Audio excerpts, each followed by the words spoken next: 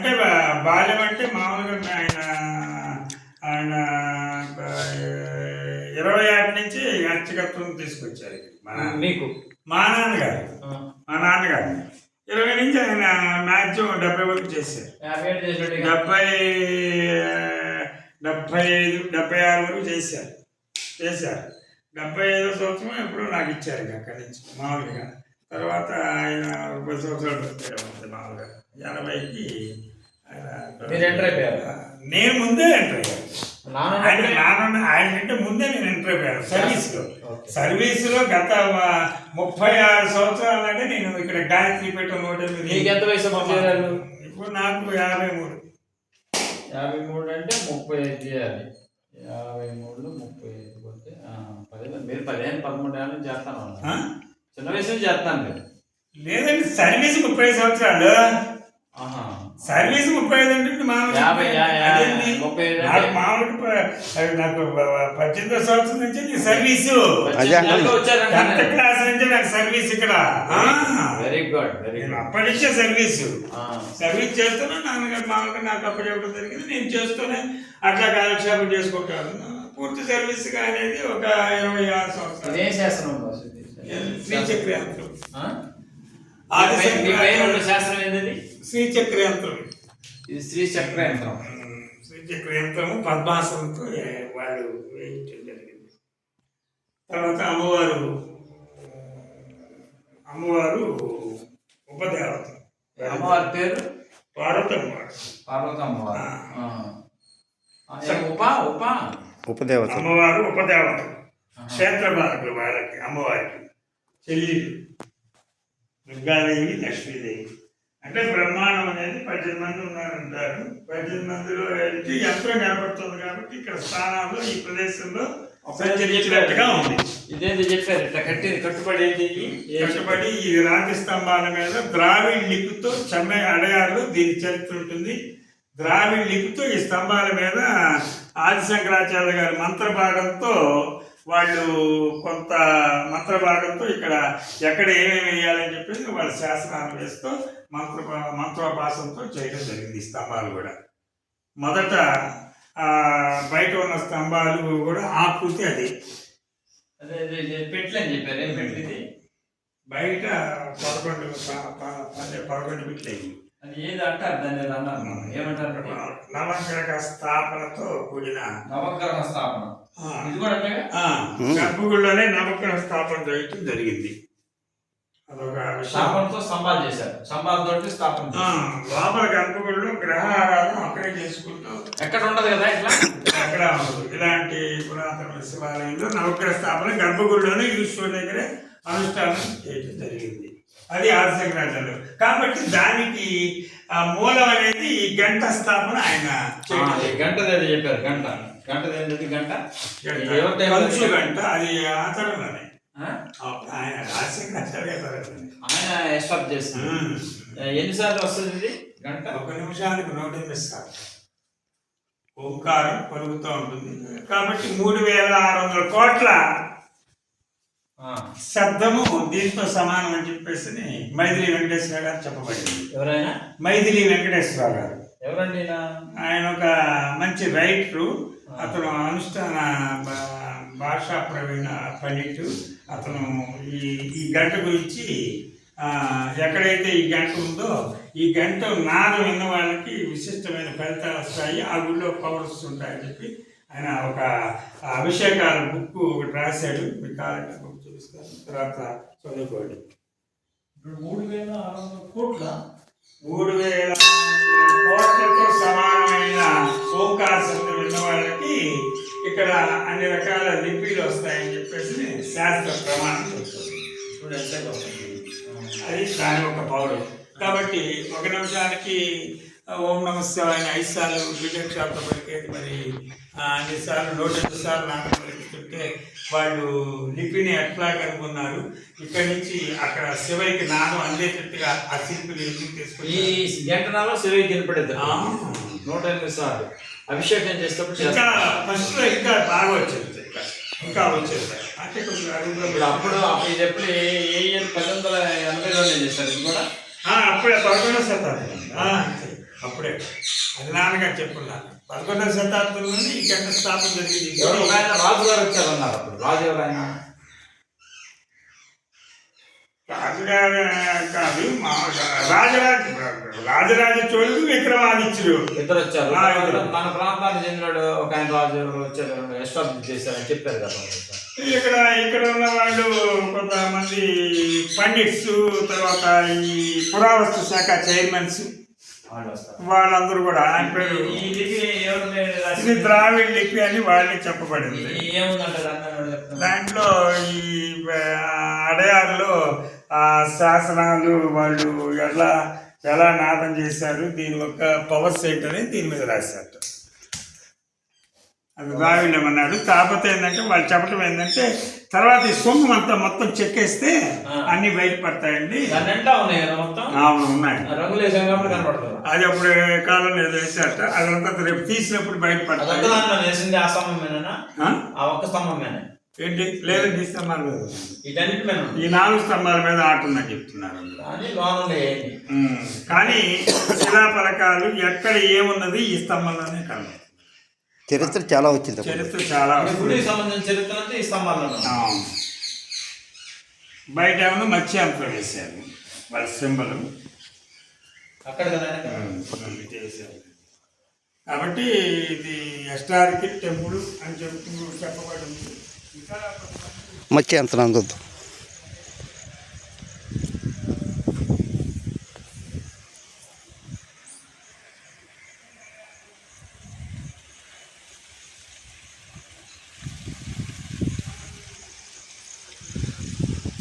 శ్రీ రామలింగేశ్వర ఆలయం బాపట్ల జిల్లా చిలగంజ మండలం సంతరావురు గ్రామంలో గల ఈ ఆలయం యొక్క 1400 సంవత్సరాల నాటి చరిత్ర కలిగిందని పూజారి గారు తెలియజేస్తున్న రామలింగేశ్వరి పంతులు గారు.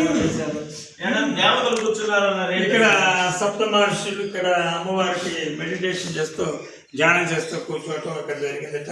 అందువల్ల ఇక్కడ కూడా కొంచెం గంట ఒక్క పవర్స్ తో నాదాలు అమ్మవారికి ధ్యానం చేస్తూ తపస్సు చేసేవాడు. ఎప్పుడు జరిగింది అది? ఆ టైంలో ఇప్పుడు వాళ్ళందరూ మహర్షులు, యోగులు, సిద్ధులు ఆ టైంలోనే వాళ్ళు ఇక్కడ గుడి నిర్మాణం అంటే ఏంటంటే అమ్మని జీవం పోసారని తార్కాణం అని చెప్తారు. ఈ ఉలితో చక్కగా చెక్కి ఆ తార్కాణం చేసినప్పుడు వాళ్ళే మహర్షులు చేసిన అమ్మని ధ్యానం చేసినప్పుడు ఇంకా మహాపవర్స్ వచ్చేవాట. కాకపోతే మేము వచ్చిన తర్వాత ఒకళ్ళిద్దరు స్వామీజీలు కానీ లేకపోతే అవతార పురుషులు కానీ ఎవరో రావడం జరిగింది. వచ్చిన తర్వాత వాళ్ళు మళ్ళీ వస్తాము, ఇక్కడ ఇలా జరుగుతుంది అలా జరుగుతుంది చెప్పి వెళ్ళిపోవడం జరిగింది. కానీ అదృశ్యం అయ్యారు ఒకళ్ళిద్దరు. అది ఏమిటనేది ఆయనకే తెలియాలి. లోపల మాత్రం అది. తర్వాత చేసే కొద్ది ఏంటంటే శివలింగంలో కాంతి బ్లెస్సింగ్స్ అనేది ఎక్కువగా వస్తాయి. అది మేము స్వామీజీలు చెప్పడం జరిగింది. స్వామీజీలు మీకే కనపడుతుంది కదా ఇంకా అద్భుతం అని చెప్పి వాళ్ళు చెప్పడం మాతో జరిగింది.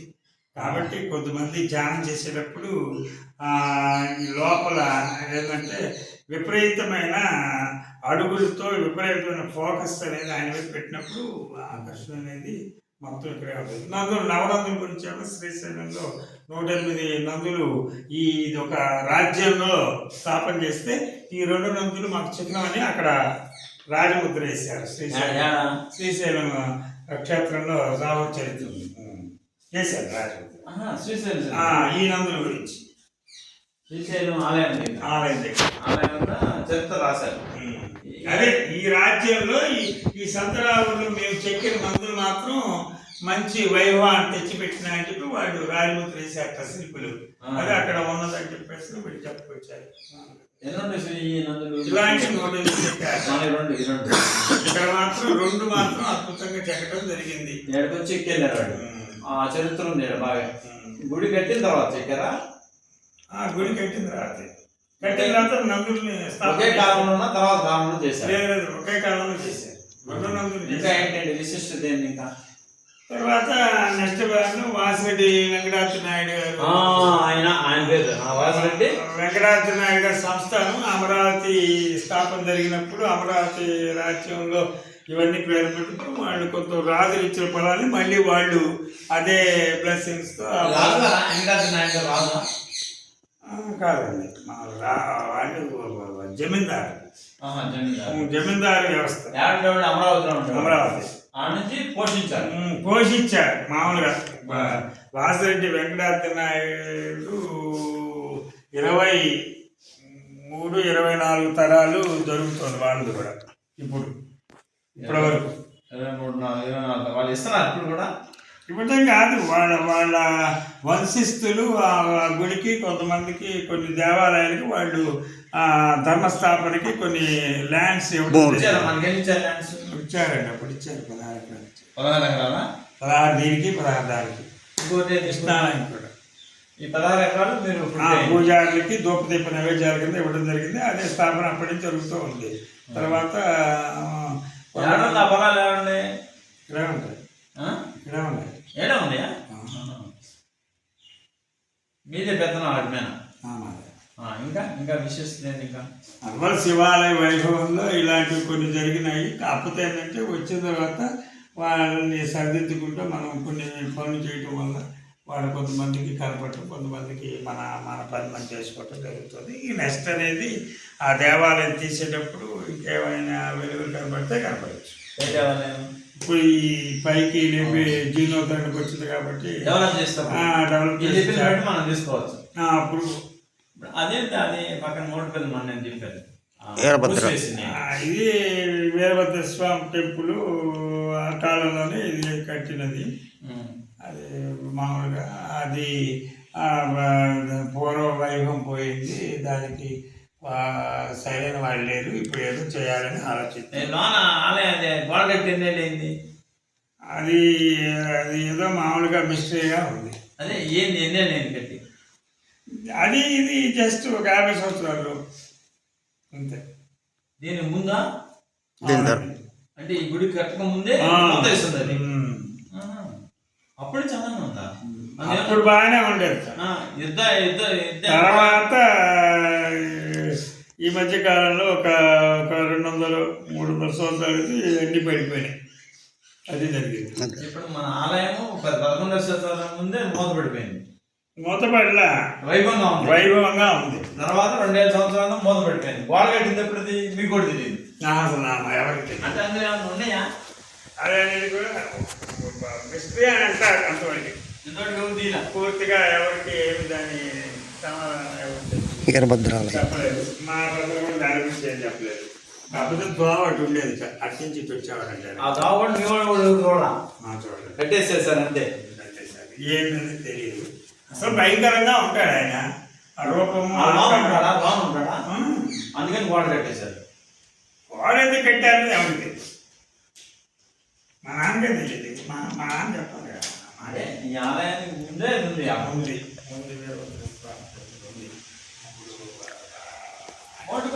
బాపట్ల జిల్లా చెనగంజాం మండలం సంతరాంబూరులో గల చెన్నకేశ్వర ఆలయ విశిష్టత గురించి అర్చకులు రామలింగేశ్వర పంతులు గారు తెలియజేయటం జరిగింది. ఈ ఆలయ విశిష్టత తెనాలి రామకృష్ణ తండ్రి గారు వారి తరం నుంచి కూడా ఆలయంలో పూజా కార్యక్రమాలు జరిగాయని పంతులు గారు చెప్తున్నారు, తెలియజేశారు.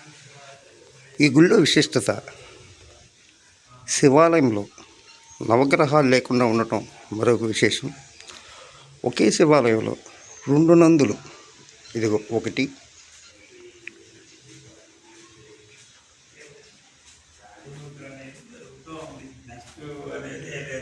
ఇవన్నీ ఈ మధ్య కాలంలో కొంతమంది అడయారు ఇవన్నీ తెలుసుకొని అది యూట్యూబ్కి వచ్చిన తర్వాత కొన్ని ఈ మధ్య ఏం చేశారంటే రాజులు ఇక్కడ సంత చేయటం ఇవన్నీ కూడా ఇక్కడ జరిగేది. రాజులు ఇక్కడ మామూలుగా సంత జరిగేది. శివాలయం ఊళ్ళు వచ్చాయి, వచ్చాయి సంత జరిగేది. అందుకని సంత రావడానికి పేరు వచ్చింది.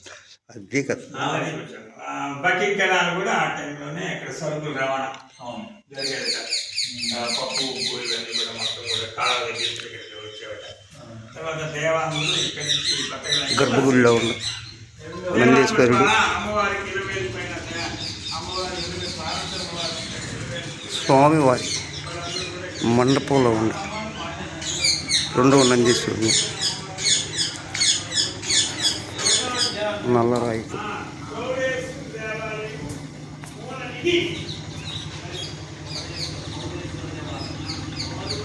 చోళేశ్వర దేవాలయం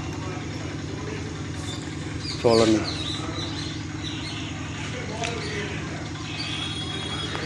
గర్భగుడిలో మండపానికి 9 ఇదిగో శాసనాలు దిగితే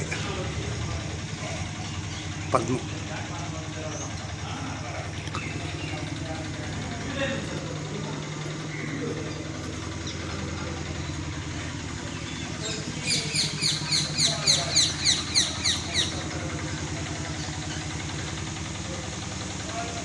ఆలయ ముఖ మండపం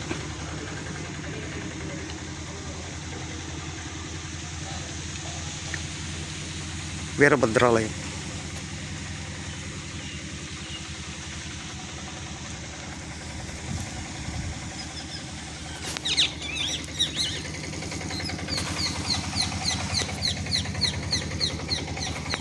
ధ్వజస్తంభం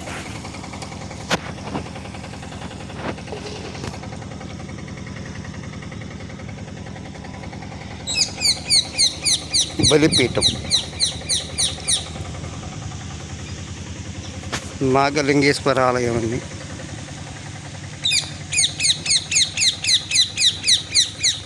వీక్షిస్తున్నాం చూడండి.